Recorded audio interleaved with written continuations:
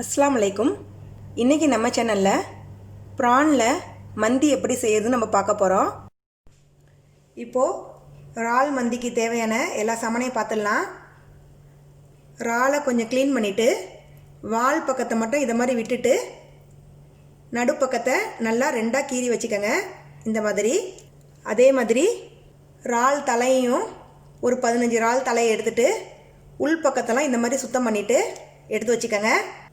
ஒரு 15 இறாலையும் இது மாதிரி க்ளீன் பண்ணி வச்சுடுங்க. இதுக்கு வால் பக்கத்தெல்லாம் விடணும்னு அவசியம் இல்லை. ஒரு தக்காளியை அரைச்சி வச்சுருக்கிறேன், லெமன் ஜூஸ் எடுத்து வச்சுருக்கிறேன், இஞ்சி பூண்டு வச்சுருக்கிறேன். மசாலா இப்போ நான் சொல்லிடுறேன்.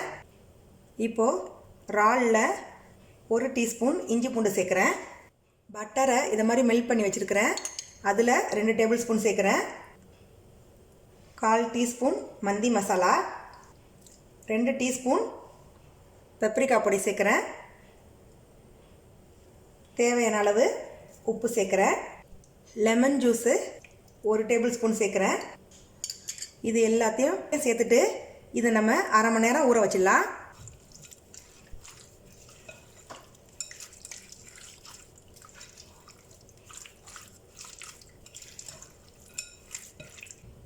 இது அப்படியே ஊறட்டும். நம்ம ரைஸ்க்கு தாளித்து விட்டுடலாம். இந்த அளவு ஒரு ஆளுக்கு 3/4 படி நான் பாஸ்மதி ரைஸை கழுவிட்டு ஊற வச்சுருக்கிறேன். இப்போது ஒரு பாத்திரத்தை அடுப்பில் வச்சுட்டேன். இதில் தேவையான அளவு எண்ணெய் சேர்த்துருங்க.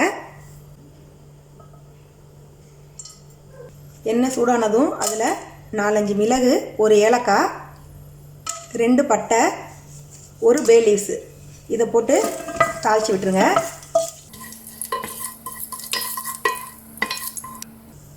எல்லாம் பொரிஞ்சதுக்கப்புறம் பெரிய வெங்காயம் 3 கட் பண்ணி வச்சுருக்கிறேன்.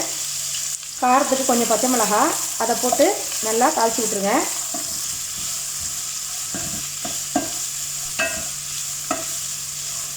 வெங்காயம் வதங்கும் போது அதில் கொஞ்சமாக உப்பு சேர்க்குறேன். இந்த ஸ்டேஜில் இதில் 3 டேபிள் ஸ்பூன் பட்டர் சேர்த்துக்கங்க. பட்டரை நம்ம முதலே சேர்த்தா அது சீக்கிரம் கருத்துருது. அதனால் வெங்காயம் கொஞ்சம் வதங்கினதுக்கப்புறம் இதை சேர்த்துருங்க. பட்டரை சேர்த்துட்டு நல்லா கலந்து விட்டுருங்க.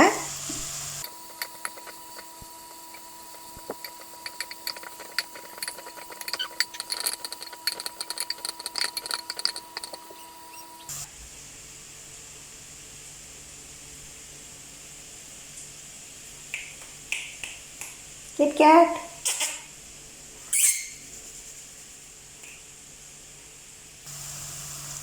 வெங்காயம் இந்த அளவுக்கு வதங்கி வந்ததும் நம்ம இதில் 1 டேபிள் ஸ்பூன் இஞ்சி பூண்டு சேர்த்துக்கலாம். இதையும் நல்லா கலந்து விட்டுருங்க. இஞ்சி பூண்டு பச்சை வாசனை போகிற வரைக்கும்.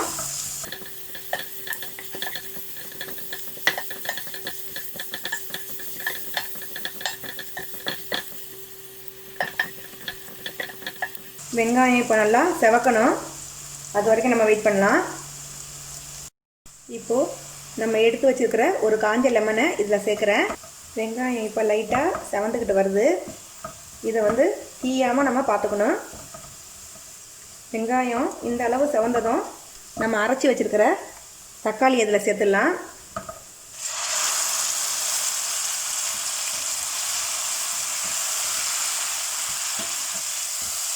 இதையும் நல்லா சேர்த்து கலந்து விட்டுருங்க.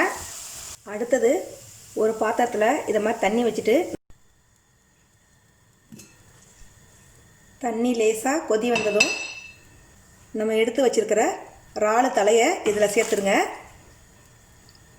இதை சேர்த்துட்டு நல்லா மூடி போட்டு கொதிக்க விட்டுருங்க. இந்த தண்ணியில் தான் நம்ம மந்தி சோறு செய்ய போகிறோம்.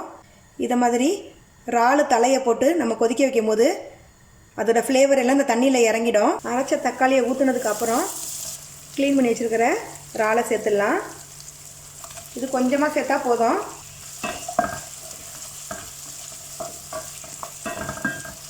இதையும் சேர்த்துட்டு நல்லா வதக்கி விட்டுருங்க. பாஸ்மதி ரைஸை நல்லா கழுவிட்டு ஊற வச்சுட்டேன். அந்த ரைஸை இப்போ இதில் சேர்க்க போகிறேன்.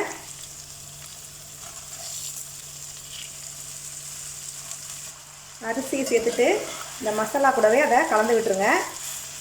அரிசி உடையாத அளவுக்கு பிரட்டி விடுங்க. அரிசியை லேசாக வதக்கிட்டு நம்ம இறால் வேக வச்ச தண்ணியை வடிகட்டி வச்சுருக்கிறேன், அதை இதில் சேர்க்குறேன். அப்போது நல்லா வாசமாக இருக்கும். அரிசி எந்த அளவுக்கு எடுத்துருக்கீங்களோ அந்த அளவுக்கு தண்ணி சேர்த்துக்கோங்க. இந்த ரைஸுக்கு தேவையான அளவு உப்பு சேர்த்துருங்க. இது லைட்டாக கிளறி விட்டுட்டு நம்ம மூடி வச்சிடலாம்.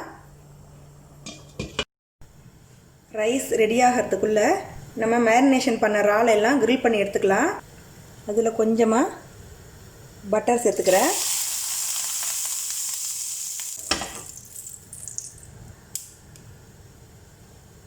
இப்போது நம்ம மேரினேஷன் பண்ண இறாலை இதில் வச்சிடலாம்.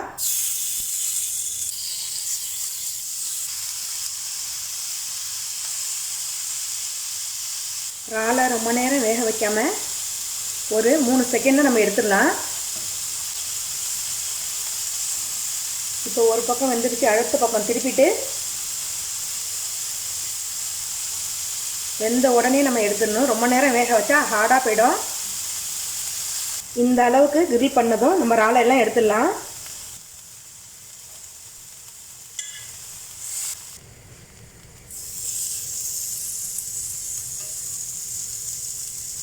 மீதம் உள்ள இறாலையும் இதை மாதிரி போட்டு எடுத்துடுங்க. இப்போது ரைஸ் எந்த அளவுக்கு ரெடியாக இருக்குன்னு பார்க்கலாம்.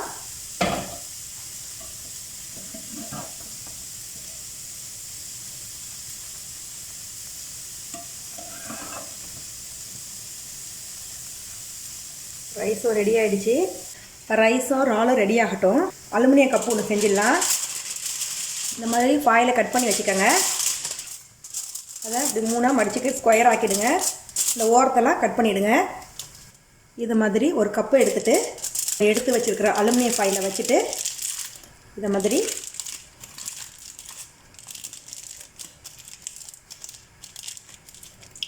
இதை மாதிரி பண்ணும்போது